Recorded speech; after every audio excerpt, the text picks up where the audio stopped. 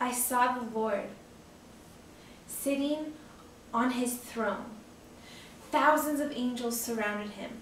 They were all screaming, "Holy, holy, holy is the Lord God Almighty. Worthy is the Lamb who was slain to receive power and wealth and wisdom and strength and honor and glory and praise." I had to cover my ears, for the sound was like roaring waters, too loud for me to handle. Beams of purest light shot out from every pore of the enthroned king. Lights colored like ruby, emerald, and jasper flashed like lightning all around him. The light seemed to be getting brighter and the thunderous sounds louder. I squinted my eyes and covered my ears, but this didn't seem to help at all. When I saw men falling on their faces in front of the throne in worship, I had this awful feeling building inside of me that I was not worthy to stand. My eyes were now squeezed shut, but my eyelids were no match for the pure light. My arms covered my head as if this could dull the sound of angels singing. I continued to watch as these men bowed before God in holy reverence. All I could do at this point was to fall to my face and pray that I lived through this. I felt that if the holy God were to look at me, his flaming eyes would pierce my soul.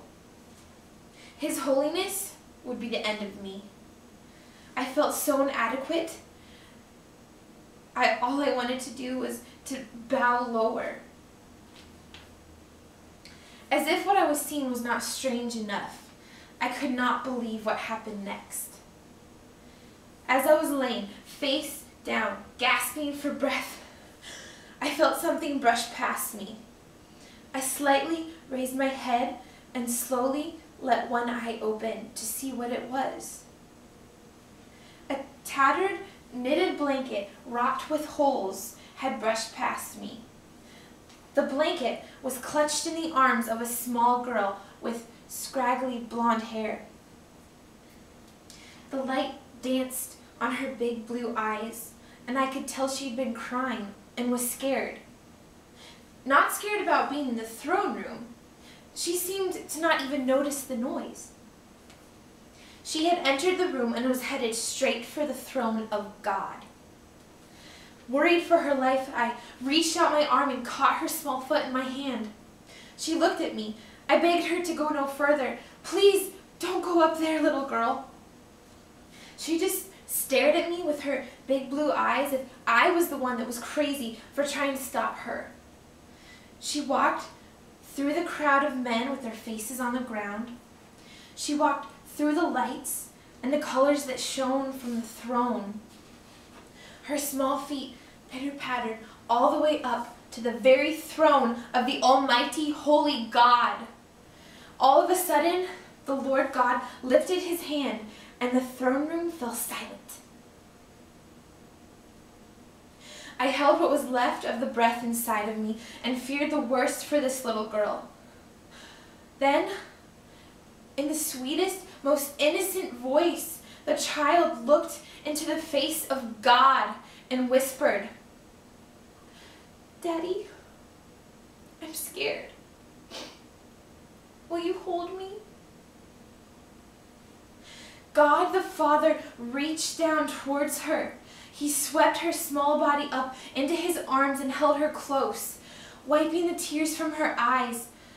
I saw all the fear in her eyes melt away as she rested her head on his chest. She looked so at peace and so safe in the arms of her Father. Nothing else in the world mattered to her at this moment. Nothing could scare her now. The Lord of hosts held his child close, and I could sense the love exuding from him. I was so confused as to how I had feared for my life in the presence of this holy God, when this small girl could just approach his throne with such confidence. How could this be?